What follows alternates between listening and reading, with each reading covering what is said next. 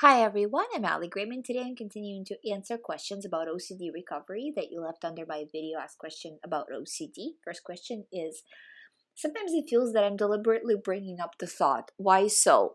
So if you mean that the thought keeps coming up and you keep trying to analyze it, is because you're trying to achieve a feeling of relief. And the more you dig, the worse it's going to get, you know?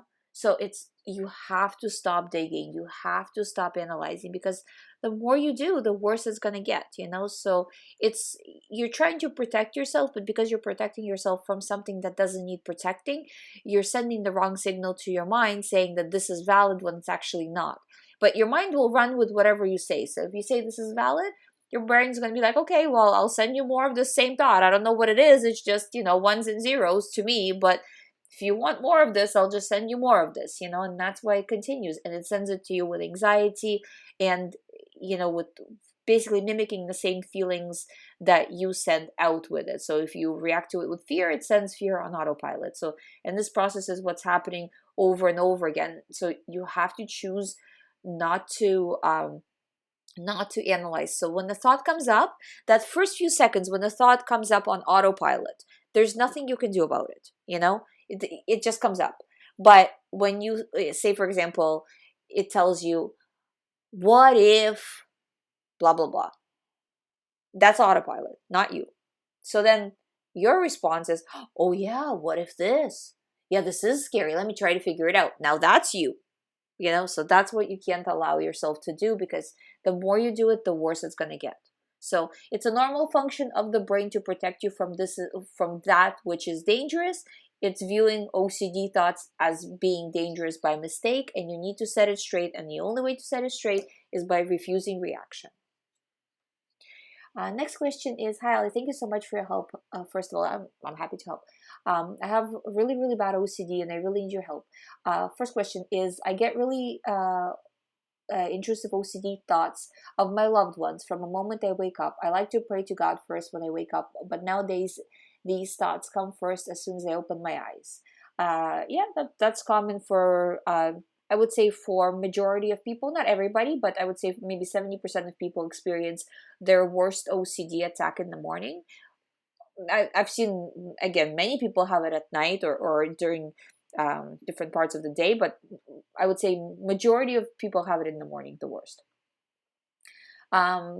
Whenever I leave from my home or enter the house, turn the lights on, computer, pay money to checkouts after shopping, I immediately get a really bad OCD thought of my loved ones again. And I panic so much, I can't tell you. Then I re-enter the house 5 to 10 times sometimes, turn the lights, computer on multiple times. Even on my mobile, changing wallpapers, I get thoughts, sending texts. I have to redo multiple times until I get the compulsion quite right. I cannot tell you how many times I have heard this exact story. I'm not even doing it justice by saying it is common. It is super common, and you are keeping yourself in it by doing these compulsions. So you have to understand that either you stop them and you recover because the brain will adjust, or you continue to do them until you are 100 years old, basically. Do you know what I mean? Like, there's no in between. You're either are going to start to reduce and eventually go to none, or you're going to continue them. And as long as you continue, again, if you don't know how OCD works, please watch my video on, I think it was like maybe 3-4 videos back, on how OCD works. You need to know the mechanics of OCD. And everybody else listening, if you don't know the mechanics of OCD, watch that video. This is vital information that you need to know in order to recover. So you need to understand that if you are saying to your brain, this is scary, this is dangerous, I need to protect myself, your brain's like, okay, I understand, this is important, I'll send it to you all the time.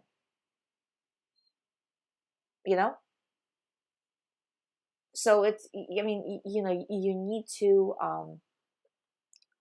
need to push through, you need to do the right thing. And the right thing in this case is continuously disregard, So don't, you have to start to at least reduce some of these compulsions, So maybe you can start by say, I'm only gonna allow myself to do one compulsion, every 2 hours, or depending on your situation now, and then every day from there reducing. Again, if you reduce by 5%, so do 5% less than you would normally do each day, but continue to go like that, so 5% less than the previous day, right? You're gonna go to zero very, very quickly, so it's just little by little doing the work.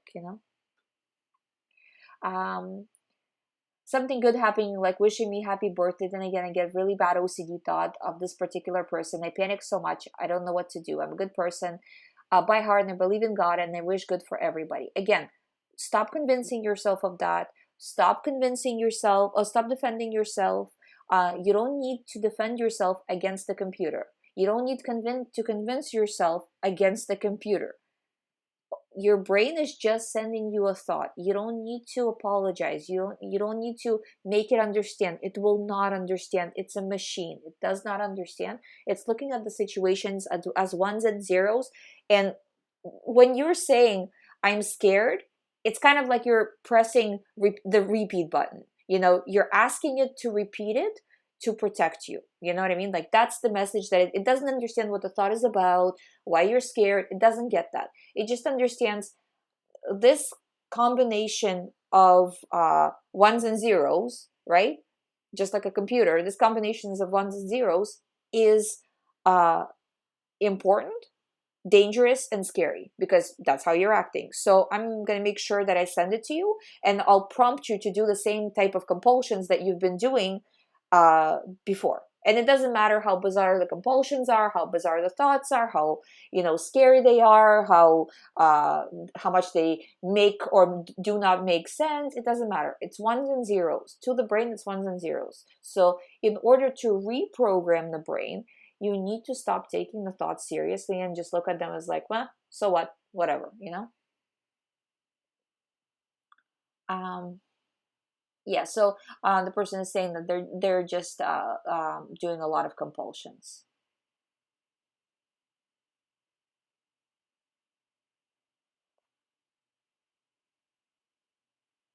Yeah, I'm just reading through it. Yeah, no, I mean, this is a very, very common type of OCD.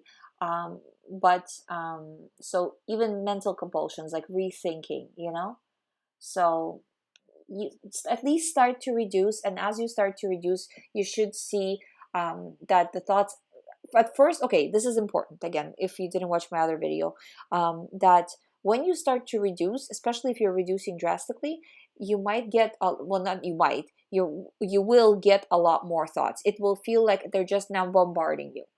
That's normal, because your brain is now seeing that you're no longer taking the bait, so to speak, and it wants to get you back into fear.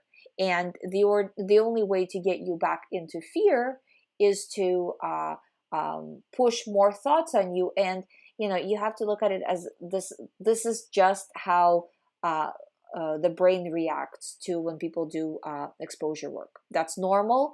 It's part of the course.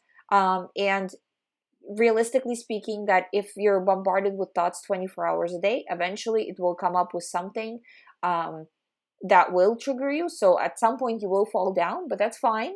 You held off for as long as you could, get back up again, and then continue to do the recovery work again, and then hopefully next time you'll fall down a little bit further apart than the last two fall downs, right? And that kind of thing, right? You just, as you go, doing more, pushing yourself further. That's recovery. Next question is, hi Ali, I would love to have another baby, but I'm so afraid that my intrusive thoughts will get worse. How do I cope with these thoughts and do ERP for PRO? I'm also traveling next month. I pray my OCD doesn't get worse and ruin my trip. Okay. Again, this is a very common situation.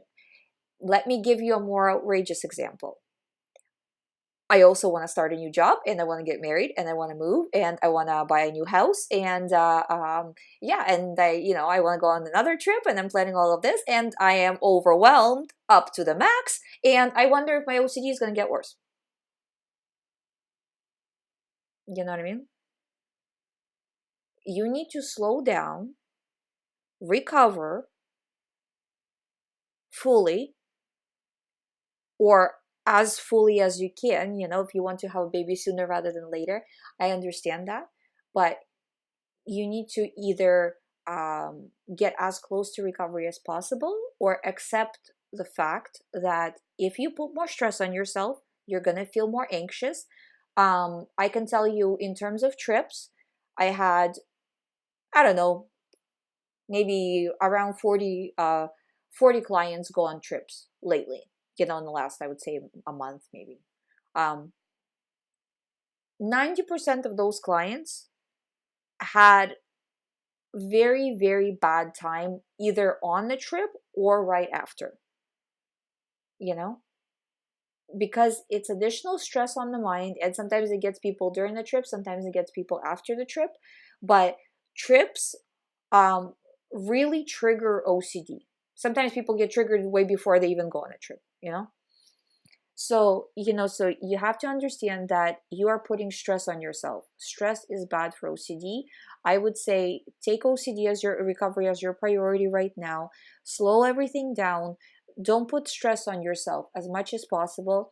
And then as you heal, then you can, make decisions accordingly. If you can't wait, then, you just have to accept that, okay, while I am in these situations, my anxiety is going to be higher.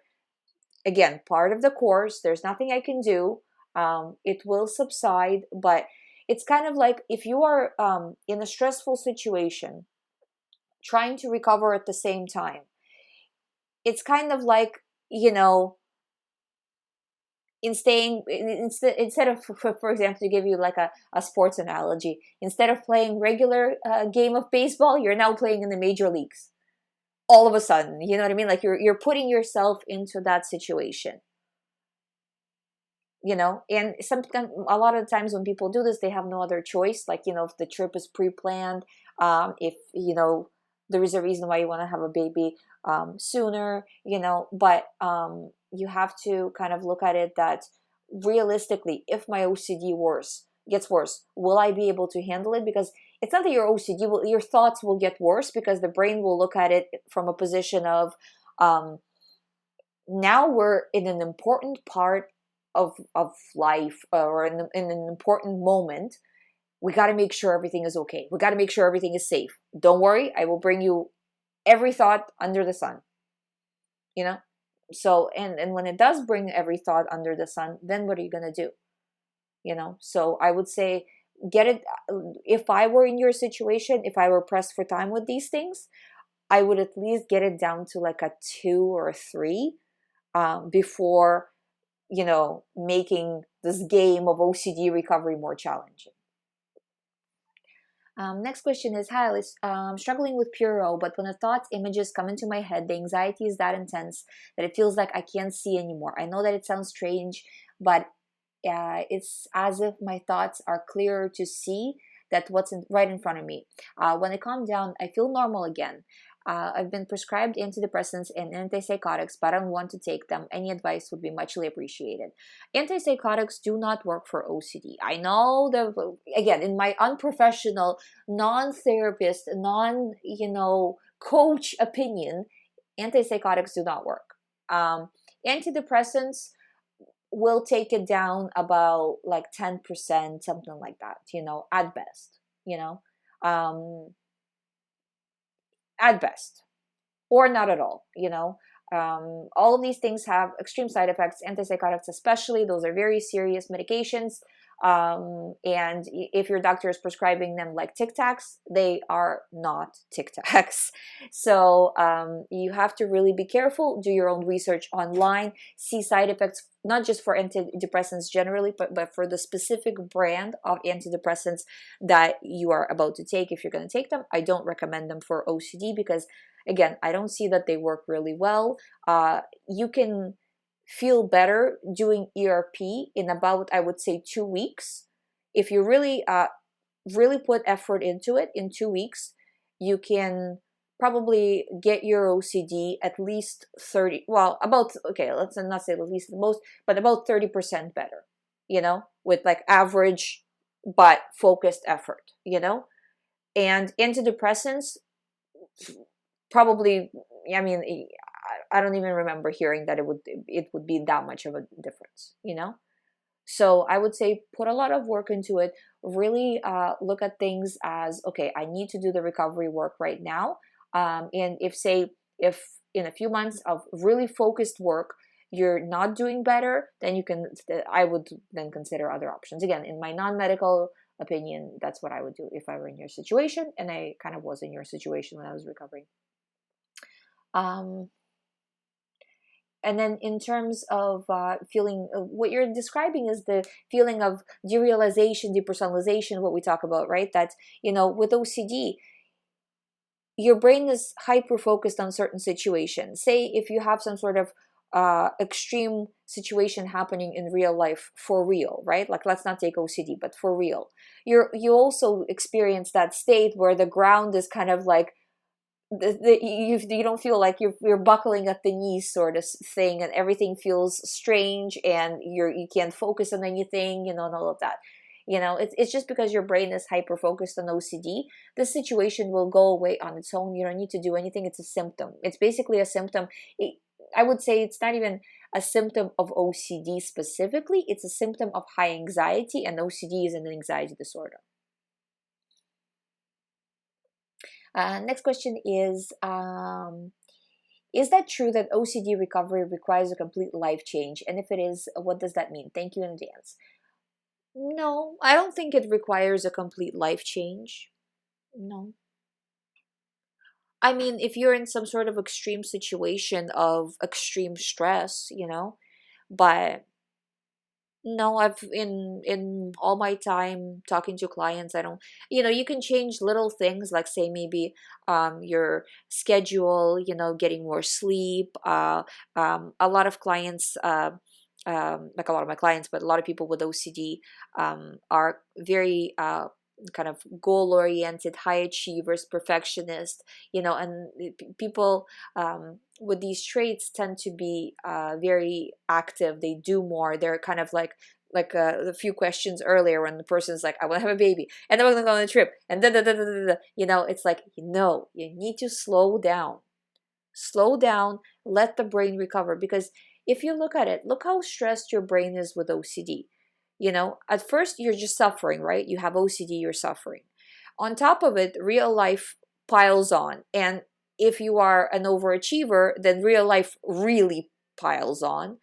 And now you're pushing it a step further by doing recovery work, which is very difficult on the brain because you're reprogramming the brain. So recovery work is extreme stress as well. So now you have 3 extreme stresses. So if you're really stressed out, that's not a recovery make. It's not a recovery break either, but it's, it's going to make it difficult, And then it can lead to other things. Well, I'm so stressed, I can't get anything done, I can't focus on anything, so I'm just going to have some coffee. Then you're getting caffeine involved in all of this, and so it's one thing leads to another. So what I would say is, in that situation, I would not change life, but I would, just a little bit of adjusting, you know what I mean, to the current circumstance. Once you fully recover, once you feel like you are, you got your feet firmly on the ground, I'm not going to fall for the next thought that OCD sends me. Everything is going to be okay.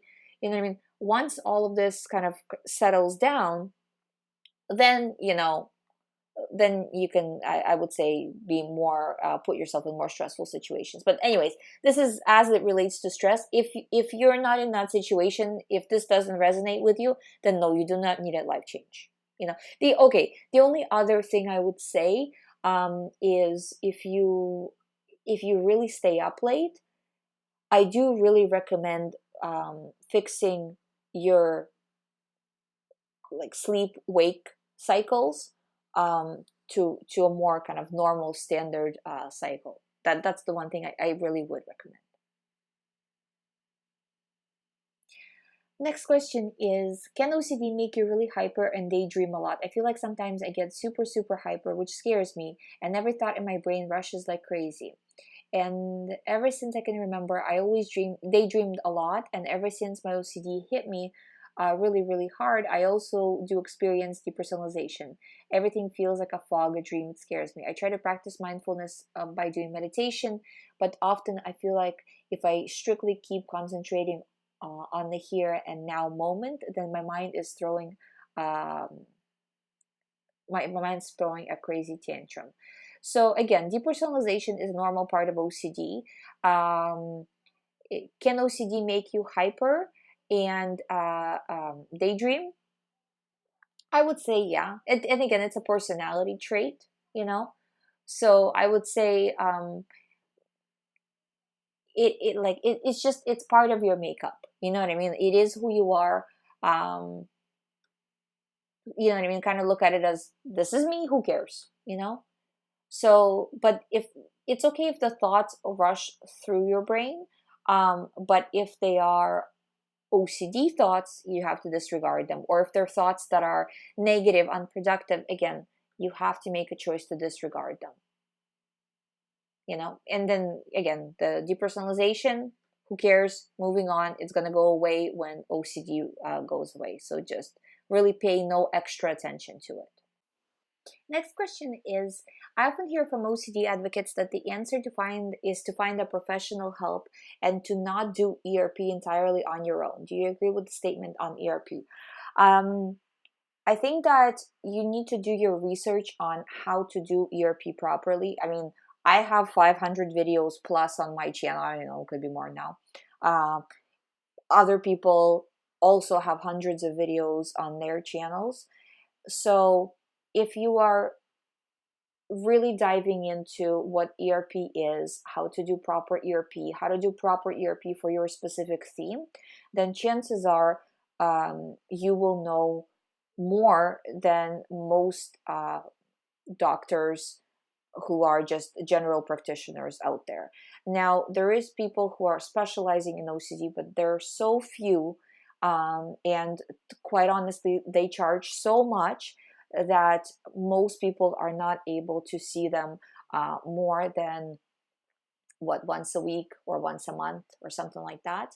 And that's just an hour, you know. What happens the rest of your week? You know, all the other hours you're awake, what happens there? You are already doing exposures, we know that. You're already always in a state of exposure. So now it's just, are you doing the response prevention, or are you giving in and doing compulsions or rumination? So my point is, you are already in exposures, whether you want to be or not. That's just a given. And yes, you need to understand clearly how OCD works. I can tell you, because a lot of the times when I talk to clients, they also talk to their doctors at the same time. You know, people have, you know, kind of a few people that they're seeing at the same time. And they often tell me that the doctors are surprised at the level of my client's knowledge on OCD, you know, because when a doctor will say, well, what about this? And my client will say, well, no, it's not like this. It's actually like that because da da da da da da. And the doctor's like, oh yeah, that's right. You know, I literally hear this all the time, you know. So don't think that if a person is a medical professional, they know ins and outs of OCD. OCD is, it's not, you know, a super rare thing, but it's also not very common. Compared to depression or just general anxiety. So they might not know even the term ERP. I would say that if you are going to go the medical professional route, don't be afraid to ask them questions. You know, I say this all the time because it honestly is true. They're not some sort of a magical special person that you cannot approach with a question about their credentials. And I don't mean just what school that they went to, but in terms of practical, how many people have they seen and how many people have they helped with OCD this year or last 5 years or whatever, however you want to, you know, form the question. You know, and if you're like the second, I would not want to be that test rabbit, you know. So, you know, you kind of, you can make your judgment accordingly. And if you talk to them about ERP and you can see that they have no idea what ERP means, that probably means that you need to find somebody who specializes in OCD. But in terms of can you do it without any help by just, refusing reaction, not giving into the thoughts, not reacting with fear. This is what I talk about in the 500 videos on this channel. So you can do it. It's more difficult this way. You really need to push yourself every day. You wake up, guess what? It's exposure time. You need to do exposure and response prevention. Throughout the day, you're getting 1,000 thoughts a day. 1,000 thoughts a day, it's exposure time. You have no option, because if you're not doing response prevention when you are faced with an exposure or faced with a trigger, it's a different word really, that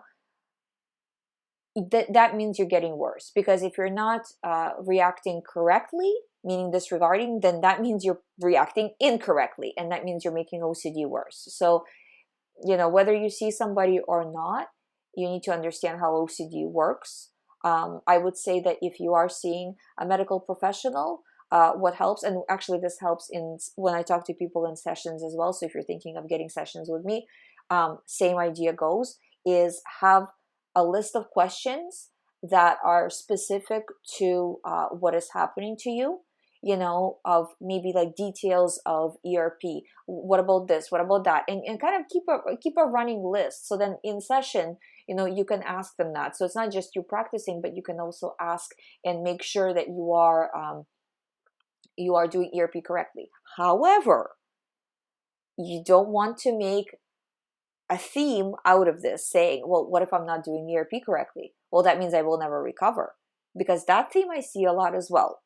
So you have to be careful that it's, you're making sure you're doing it correctly, but not double and triple checking, because that is more like OCD, So there is a fine line here, and I do want to mention that. That is all I have for today's video. Thank you so much for watching. If you haven't subscribed to this channel, please subscribe. If you would like to do one-on-one recovery program with me, all the information is on youhaveocd.com. Thank you for watching. I'll see you tomorrow.